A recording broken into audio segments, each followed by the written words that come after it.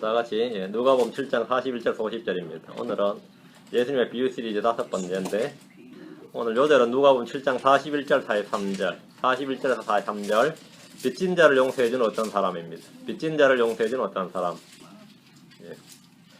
주님께서 어떤 시몬의 집에서 하신 대화인데 41절부터 43절까지 41절 42절이 비유죠. 그 사이에 비유로 뭘 가르치셨어요. 41절 42절을 같이 읽겠습니다. 누가복음 7장 41절 42절 같이 읽습니다. 그분께서 이르시되 빚을 준 어떤 사람에게 빚진 사람 둘이 있어 하나는 500데나리온을 빚지고 다른 하나는 50데나리온을 빚졌는데 그들이 전혀 갚을 것이 없으므로 빚을 준 사람이 두 사람 다 너그러 용서해 주었나니 그런즉 내게 말해보아라. 그들 중에 누가 그를 더 사랑하겠느냐 하시거늘. 누가복음 7장 41절에서 42절 말씀 읽었습니다. 오늘 본문은 41절부터 50절까지 누가복음 7장 41절부터 50절까지 하고 제목은 빚진 자를 용서해준 어떤 사람, 빚진 자를 용서해준 어떤 사람입니다. 잠깐 기도하고 시작합시다. 예수님의 비유 중에 빚에 관한 말씀이 몇 있습니다. 빚, 채무 관계될 빚말 빚. 하늘의 왕국 비유에서 빚 이야기가 나오고요. 불의한 청지기 비유에서 빚 이야기가 나오고 시몬의 집에서 빚진 자를 너그러 용서해준 어떤 사람에서 빚진 자의 말씀은 빚에 대한 비유를 쉽게 또 진리를 설명해 주시기 위해서 하신 말씀입니다. 하늘의 왕국의 비유에서 왕은 자기 종들에게 빚진 자의 빚을 전액 탕감해주고 용서해 줬습니다. 이유는 그를 불쌍히 여겼기 때문이고 또 한 가지는 그 역시 자신이 용서받은 대로 다른 사람의 빚을 그렇게 용서해 주도록 하기 위해서였습니다. 불의한 청지기 비유에서는 청지기가 불의한 재물을 지혜롭게 사용함으로써 훗날을 대비하는 지혜를 보여줍니다. 오늘 본문에서 빚진 자를 용서해 주는 어떤 사람의 비유는 비유가 너무 쉬워서 글자만 읽을 줄 알면 내용을 쉽게 알 수 있습니다. 빚진 자를 용서해 주는 어떤 사람은 주님 자신이고 많이 빚진 자는 죄인인 어떤 여자였습니다. 적게 빚진 자는 시몬이죠. 시몬입니다. 여기서 죄인인 어떤 여자는 죄인인 할 때 이 죄인은 창렬한 뜻입니다. 적게 빚진 자는 바리새인 시몬의 집에서 시몬입니다. 주님은 제자들에게 기도를 가르치실 때 빚진 자들과 우리의 빚에 대해서 기도하도록 하셨습니다. 기도를 가르치실 때. 마태복음 6장 2절과 11장 4절 두 구절 봅니다. 마태복음 6장 2절, 11장 4절. 제자들이 우리에게 기도하는 법을 가르쳐 달라고 요청을 했을 때 주님이 너희는 이렇게 기도하라 하시면서 소위 교회에서 흔히 주기도문이라고 하는 부분이죠. 마태복음 6장 12절. 우리가 우리에게 빚진 자들 용서하는 것 같이 우리의 빚을 용서하옵시며 우리가 우리에게 빚진 자들 용서하는 것 같이 우리의 빚을 용서하옵시며 이렇게 기도하게 하셨어요. 빚에 관해서 우리의 빚, 그죠? 빚진 자들과 우리의 빚에 대해서 기도하게 하셨는데 우리에게 빚진 자들 용서하고 우리의 빚을 용서해 주시도록 하나님께 기도하라는 겁니다. 유대인들은 하늘에 계신 우리 아버지께 기도할 때 우리에게 빚진 자들을 용서해야만 우리의 빚을 용서하옵시며 이렇게 말할 수 있습니다. 이는 당시 유대인들이 하나님을 우리 아버지라고 하면서 율법에서 귀를 돌이켜 빚진 자들을 용서하지 않고 그들을 잡아다가 종으로 삼거나 감옥에 가두거나 채찍질을 했기 때문입니다. 가난한 자를 불쌍히 여기지 않고 빌려주는 대신에 이자를 매겨서 빚을 지게 한 후에 그들을 종으로 삼아버리는 일이 허다했습니다. 성경이 말하기를 잠언 28장 9절에 사람이 자기 귀를 돌려 율법을 듣지 아니하면 그의 기도조차 가증한 것이 되리로다 했습니다. 기도를 가르쳐 달라는데 너희가 지금 율법에서 귀를 돌이켜서 듣지 않고 기도를 가르쳐 달라니까 그것부터 순종하라 이거죠. 그래서 주님은 기도를 가르쳐 달라는 제자들 유대인들에게 기도를 하기 전에 먼저 율법에 귀를 기울이고 순종하라는 겁니다. 율법에 귀를 기울이고 순종하라. 그래서 우리가 우리에게 빚진 자들 용서하는 것 같이 우리의 빚을 용서하옵시며 이렇게 기도하게 하셨습니다. 하나님의 말씀에 먼저 순종하고 그 말씀에 따라 기도하라 이거죠. 누가복음 11장 4절 똑같은 말씀인데 약간 다릅니다. 누가복음 11장 4절 누가복음 11장 4절 우리가 우리에게 빚진 모든 사람을 또한 용서하오니 우리의 죄들을 용서하시며 우리를 인도하사 시험에 들지 말게 하시고 다만 악에서 우리를 건지시옵소서 하라 하시니라. 뭐가 틀린 것 같아요? 마태복음하고 마태복음에서는 빚을 용서하시며 이렇게 했고 누가복음에서는 우리의 죄들을 용서하시며 이렇게 말합니다. 죄는 하나님에게 진 우리의 빚입니다. 빚은 갚든지 용서받든지 탐욕이나 탐감 갚든지 용서받든지 해야 됩니다. 하나님에게 진 우리의 빚은 용서받아야 하는 빚입니다. 우리가 우리에게 빚진 자들 용서할 수 있다면 하나님은 우리의 빚을 용서하실 수 있습니다. 그래서 당연히 그렇게 기도할 수 있는 거죠. 당시 종교 지도자들이 당시 유대 종교 지도자들은 성경이 말한 이 빚의 개념을 빚의 정의를 거짓으로 가르쳤습니다. 자, 마태복음 23장으로 갑니다.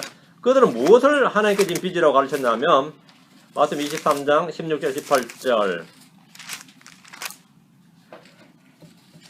너희 눈먼 안내자들아 서기관과 바리새인들이죠. 너희 눈먼 안내자들아 너희에게 화가 있을지어다 너희가 이르되 누구든지 성전을 두고 맹세하면 그것은 아무것도 아니거니와 누구든지 성전에 금을 두고 맹세하면 그는 빚진 자라 하는도다. 그는 빚진 자라. 이게 빚진 거다 이거죠. 너희 어리석고 눈먼 자들아 어느 것이 더 크냐 금이냐 금을 거룩히 구별하는 성전이냐 또 누구든지 제단을 두고 맹세하면 그것은 아무것도 아니거니와 누구든지 그 위에 있는 예물을 두고 맹세하면 그는 책임이 있다 하는도다. 이렇게 이것이 빚이다 이렇게 주님께 우리의 빚을 용서하옵소서 이 말은 이들의 개념에 따라 뭐죠? 이런 거 용서해달란 말이 되어버리죠. 유대의 종교 지도자들은 누구든지 성전에 금을 두고 맹세하면 성전의 금에 해당하는 만큼 그건 하나님께 빚을 진 것이다. 이렇게 진 자다. 이렇게 했습니다. 그 빚을 갚기 위해서는 성전에 금을 바치라는 겁니다. 제단 위에 예물을 두고 맹세하면 그 예물에 해당하는 만큼 빚을 진 것이니까 그만큼 헌금을 하라는 겁니다. 오늘날 교회에서 주님께 약속한 헌금이니 뭐 약정 헌금이니 약정 헌물이니 예물 따위를 반드시 갚아야 할 빚이라고 말하는 이 종교 사기꾼들이 많이 있습니다. 연초에 막 작정 헌금 말하고 막 하죠. 그리고 못하는 건 빚이다 이렇게 하나님께 빚이다. 우리에게 빚진 자는 돈일 수도 있고 은혜일 수도 있습니다. 한국 사람은 돈에 관해서는 빚을 졌다 이렇게 말하고 은혜를 입었을 때는 뭐라 그러죠? 빚졌다 그러진 않고 다른 편이 있는데 신세 졌습니다. 신세 많이 졌습니다. 신세. 그 은혜의 빚진 자, 사랑의 빚진 자는 성경적 표현입니다. 하늘의 왕국 비유에서 주님은 빚진 자와 빚을 모두 용서해 주셨습니다. 자, 마태복음 18장 24절 27절 마태복음 18장 24절 24절부터 예. 그가 계산을 시작할 때 그에게 10,000달란트 빚진 한 사람이 그에게 끌려왔다. 빚진 자 한 사람이 주인에게 끌려왔습니다. 빚을 진 사람이 빚을 갚지 못하면 감옥에 갇히거나 그 빚을 다 갚을 때까지 종으로서 평생 일해야 됩니다. 27절 이에 그 종의 주인이 불쌍히 여기는 마음을 가지고 그를 풀어주며 이 말은 뭐죠? 갇혀 있었단 말이죠. 풀어주며 그에게 그 빚을 용서해 주니라. 주인은 빚진 자를 불쌍히 여겨서 그를 풀어줬고 빚진 자를 뭐 용서해 줬다. 풀어줬고 이게 용서해 줬다 이 말이에요. 그에게 빚을 용서해 줬습니다. 그 빚진 자를 용서해 주고 그 빚을 용서해 줬다. 빚을 용서해 줬다는 말은 빚을 탕감해 준 거죠. 그 빚진 자를 용서해 주고 빚을 용서해 줬어요. 빚진 자와 빚을 모두 다 용서해 준 겁니다. 그 주인이 다 용서해 줬어요. 빚진 자를 용서해 준다는 것은 빚진 자를 종으로 삼거나 감옥에 가두거나 빚을 갚을 때까지 괴롭히지 않는 걸 말합니다. 빚을 용서해 준다는 것은 탕감해 주는 걸 말하는데 빚을 탕감해 주는 걸 말하는데 이는 희년에 하는 일입니다. 유대사에서는 희년에 하는 일이에요. 희년이라는 거 아시죠? 7년마다 안식일 해가지고 7번 지나서 49년, 50년째 그 희년이라는 희년에 하는 일이에요. 신명기 15장 1절 3절입니다. 그러니까 희년은 무조건 안식년인 거죠. 근데 가장 큰 안식년, 7번째 안식년 뭐 이래. 신명기 15장 1절 3절 신명기 15장 1절 3절 너는 7년이 끝날 때마다 면제할지니 면제의 판매는 관련 이러하니라.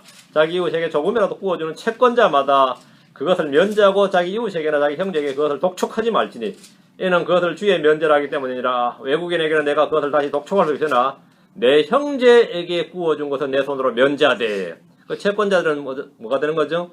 다 채무를 면제해줘야 되는 거죠. 예. 면제하지. 그 안식년마다 행해지는 이 부채 규제의 면제인데 희년에는 대대적으로 이걸 행했습니다. 땅도 돌려주고 말이죠. 같은 형제들 간의 채무관계에 대한 규정은 이러합니다. 자, 레위기로 와서 25장 35절 37절. 이거 이제 오늘 교회에서 실행하면 아마 이 은행은 아예 문 닫아야 될 거고요. 크리스찬 은행은.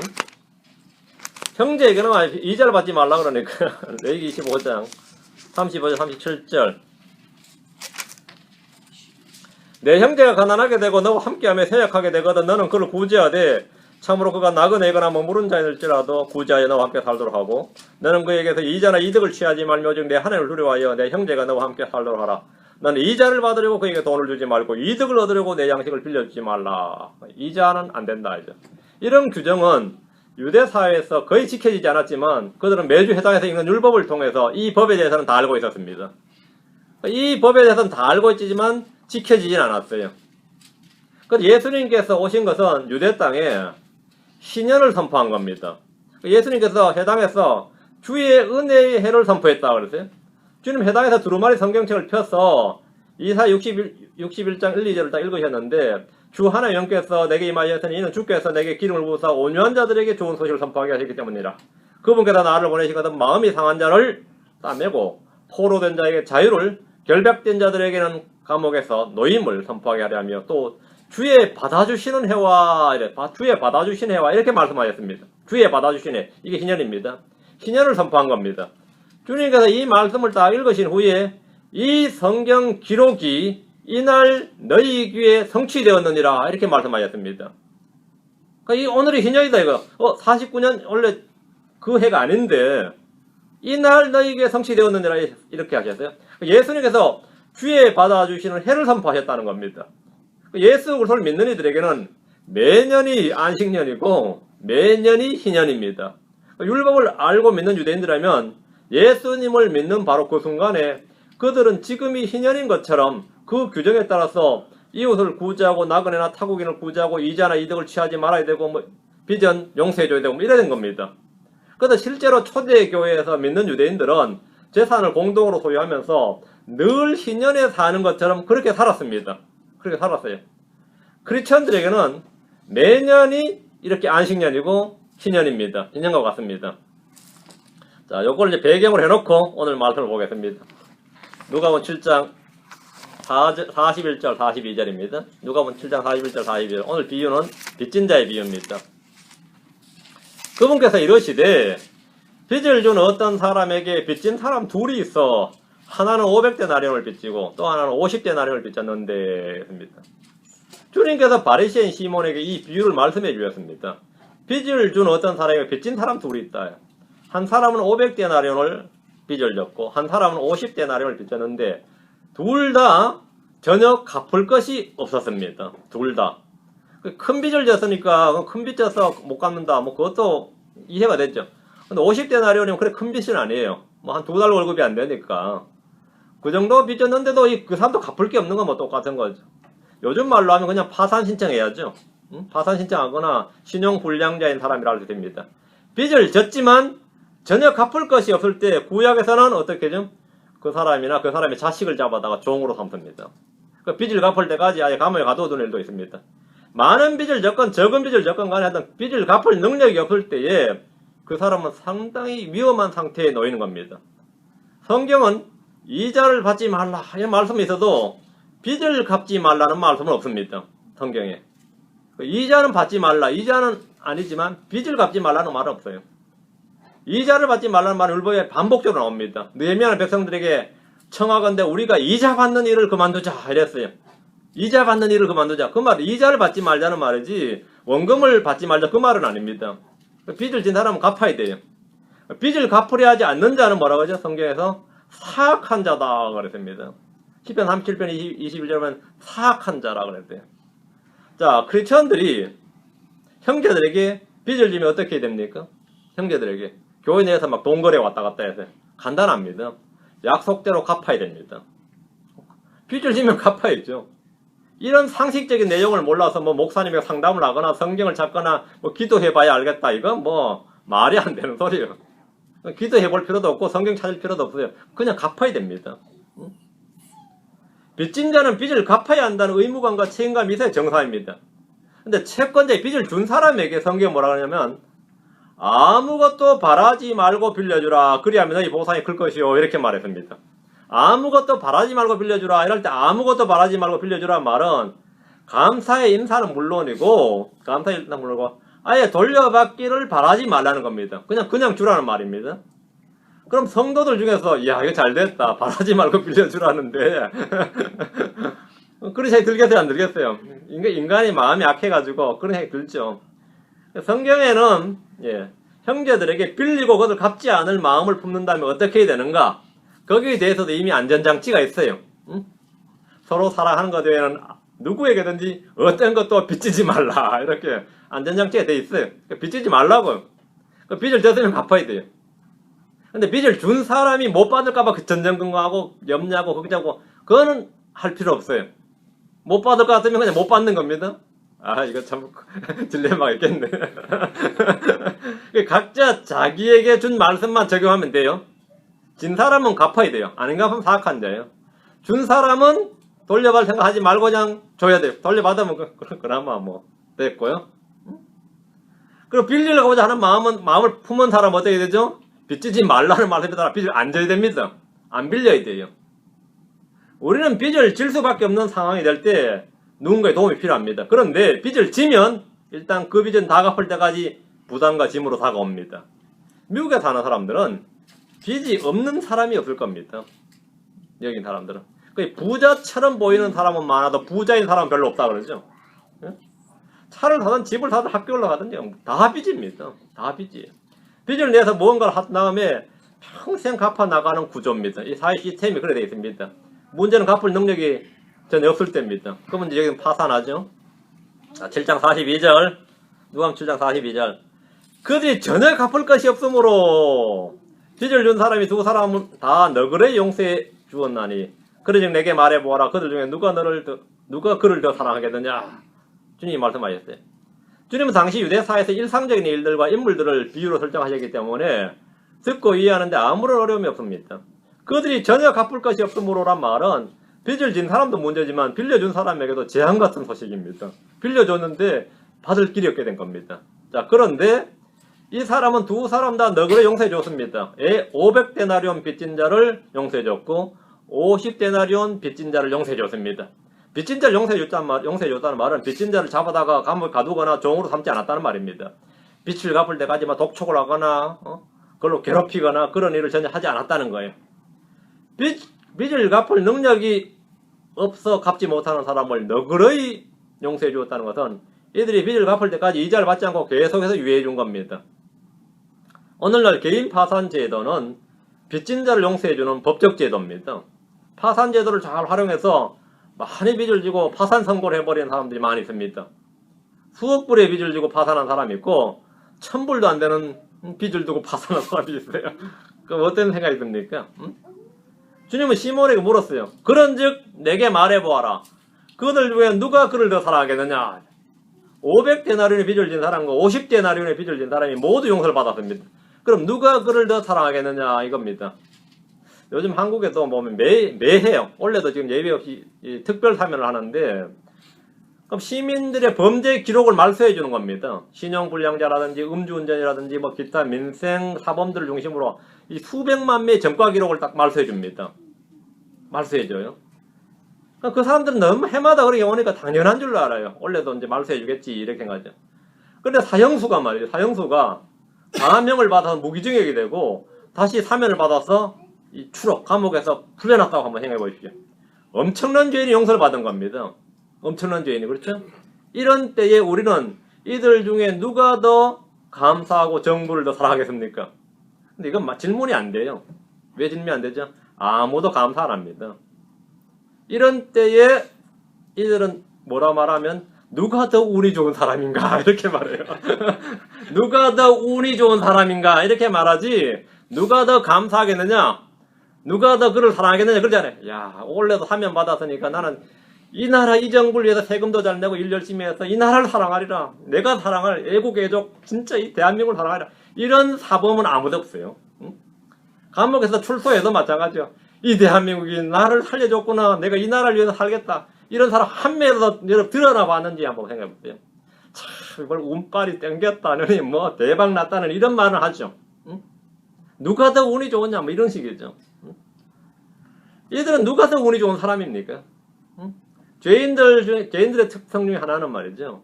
호의와 은혜를 받을 때 감사하지 않고 그것을 자신의 당연한 권리로 압니다.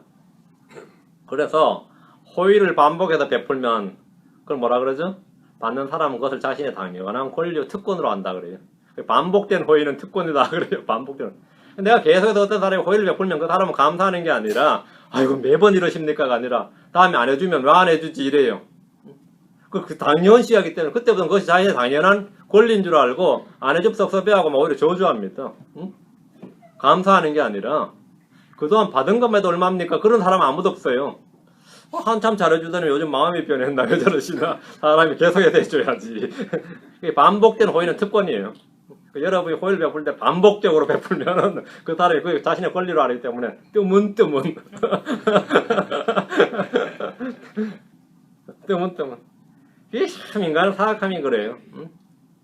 그래 그들은 주님께서 지금 누가 더 감사를 하겠느냐 그러면 만약 저한테 그래 물으면 아무도 감사 안 합니다 그래요. 응?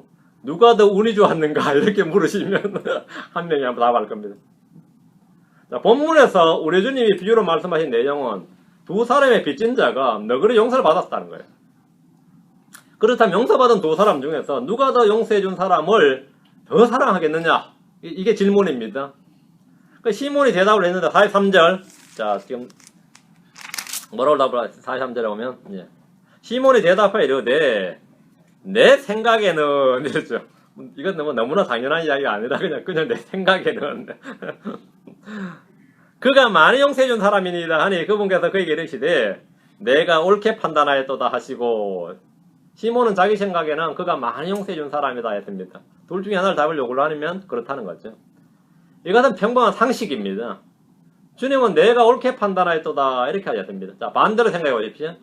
빌려준 사람은 누구를 더 많이 사랑했습니까?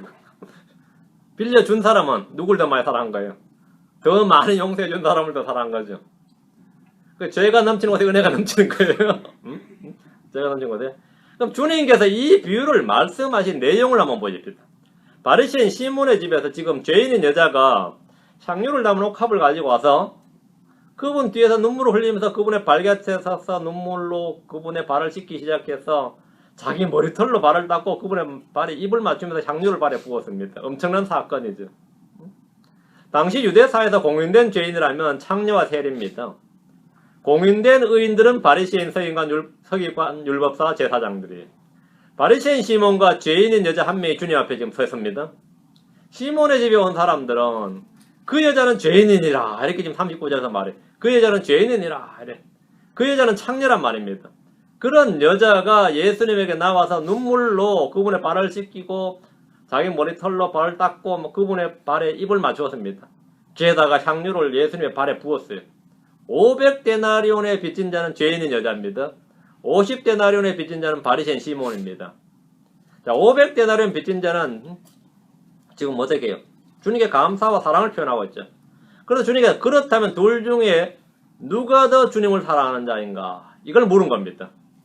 죄인인 여자 바리새인과 죄인인 여자와 바리새인 시몬 중에서 누가 더 주님을 사랑하는 사람입니까? 이거예요. 반대로 주님은 둘 중에 누구를 더 사랑했습니까? 이거. 누구를 더 사랑했습니까? 44절. 그 여자에게로 돌이키시며 시몬에게 이르시되 내가 이 여자를 보느냐?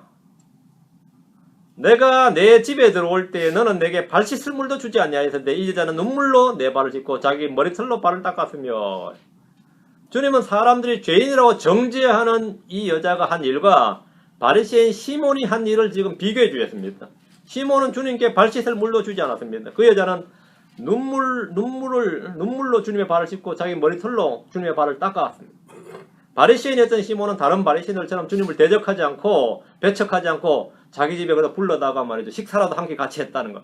이 정도만 가지고 엄청난 일을 하고 있다는 생각을 한 겁니다. 다른 바리새인들은 예수님 잡아 죽이려고 그러는데 시몬은 바리새인임에도 불구하고 예수님에게 지금 적대적이지 않고 호의적이단 말이죠. 예수님을 우리 집에 불러다 지금 식사 초대했는데 이 정도만 가지고 시몬 자신은 뭐라고 하죠? 상당한 지금 호의를 베풀고 있는 거죠. 45절.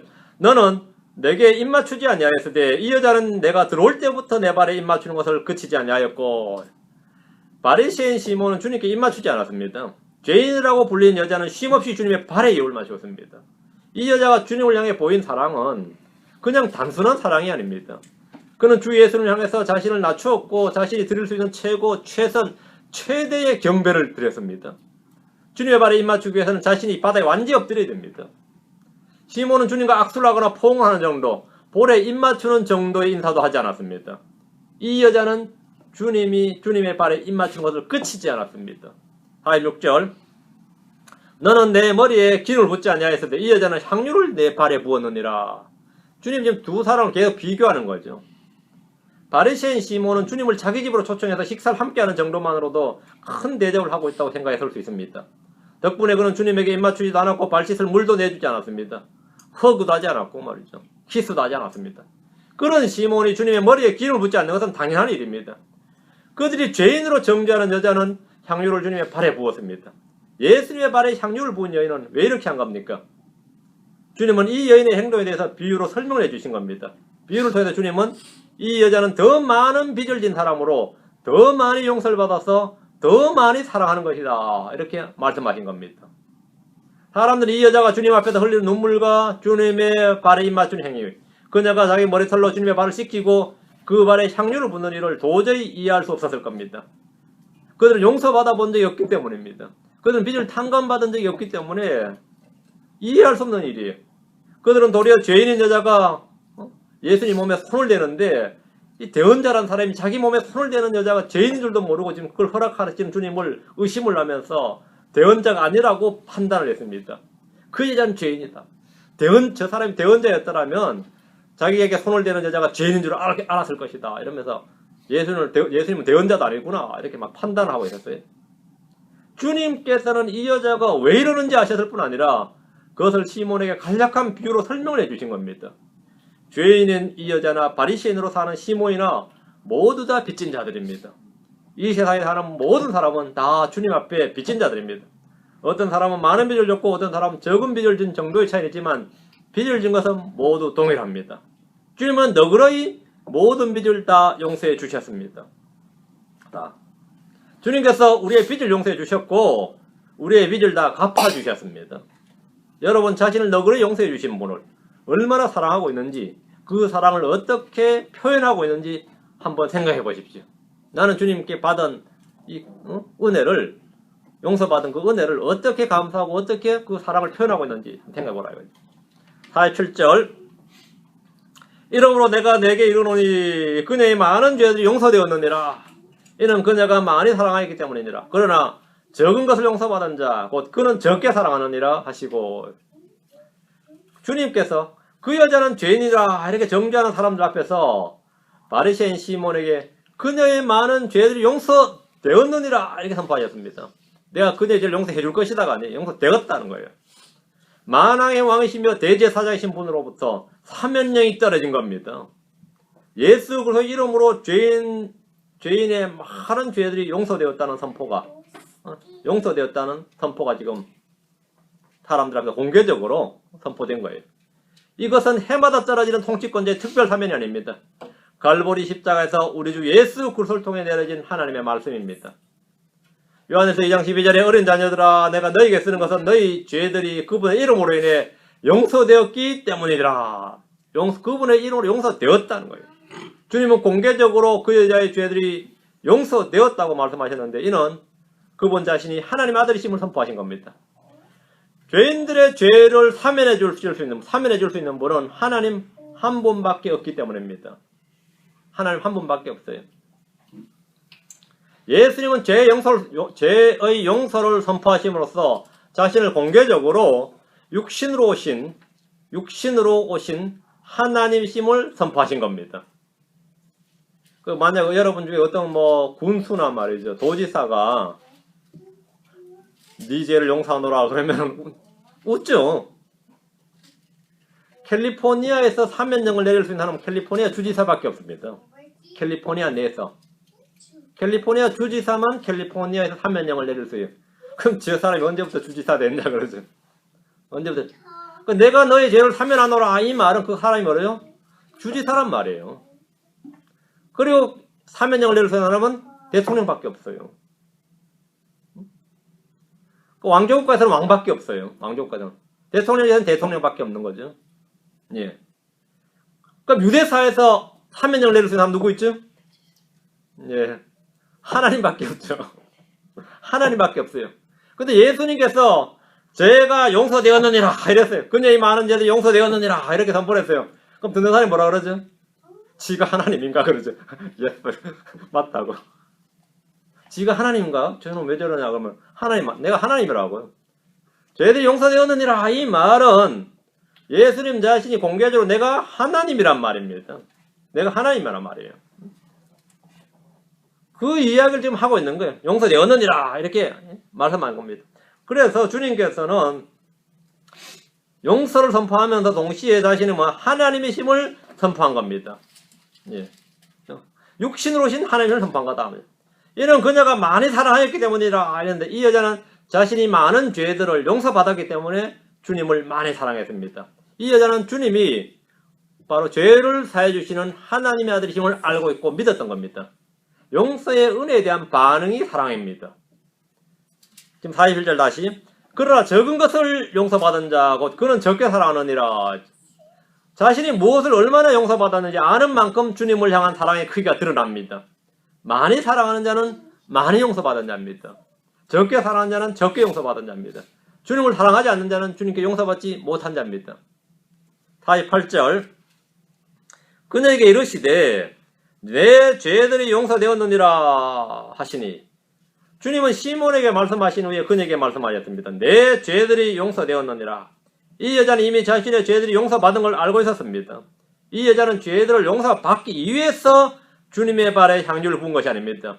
용서를 받아서 그만큼 주님을 사랑해서 눈물과 자기 머리털로 그분의 발을 씻기고 향유를 부은 겁니다. 주님께서 이 여자에게 내 죄들이 용서되었느니라 이렇게 하신 것은 그녀의 믿음의 행위를 확증해 주신 겁니다. 앞으로 용서될 것이다 이게 아니고 이미 용서되었다 이렇게 하셨습니다. 주님의 이 말씀은 무리들이 듣도록 하신 겁니다. 너희들이 죄인이라고 한 이 여자는 죄가 용서되었다. 죄들이 용서되었다. 죄들이 용서되었다. 49절 그분과 함께 음식 앞에 앉은 자들이 속으로 말하기 시작하여 이르되 이 사람이 누구이기에 죄들도 용서하는가 하더라. 이 사람이 누구이기에 이 사람이 누구이기에 지가 뭔데 이 말이에요. 지가 뭔데 용서하고 말고 하냐 이 말이에요. 지가 뭔데. 무리들은 즉각 주님의 말씀을 듣고 반응을 보이기 시작했습니다.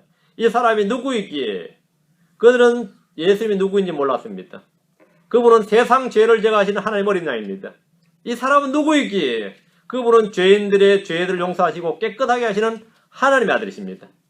이 사람이 누구이기에 라는 질문에 대한 답을 얻지 못했다면 그는 여전히 죄인입니다. 이 사람이 누구이기에 예수님은 땅에서 죄들을 용서하는 권능을 가진 하나님의 아들이십니다. 예수님은 우리의 죄들을 정결하게 하시며 많은 사람들의 죄들을 담당하시고 친히 나무에 달려 자신의 몸으로 우리의 죄들을 지셨습니다. 성경 분명히 말합니다. 요한일서 3장 5절에 그분께서 우리의 죄들을 제거하려고 나타나신 것을 너희가 알거니와 그분 안에는 죄가 없느니라. 이분이 누구이시기에 죄들을 제거하시려고 나타나신 하나님의 아들이십니다. 이 사실을 알지 못하면 그는 여전히 죄 가운데 있는 사람입니다. 50절 그분께서 그 여자에게 이르시되 내 믿음이 너를 구원하였으니 평안히 가라 하시니라. 정확히 읽으셔야 됩니다. 내 믿음이 너를 구원하였으니 했죠. 네가 한 행위가 너를 구원하였다가 아닙니다. 내 믿음이 너를 구원하였다죠. 행위가 아니라 믿음입니다. 여자는 믿음으로 구원을 받았습니다. 믿음으로 죄사함을 받았습니다.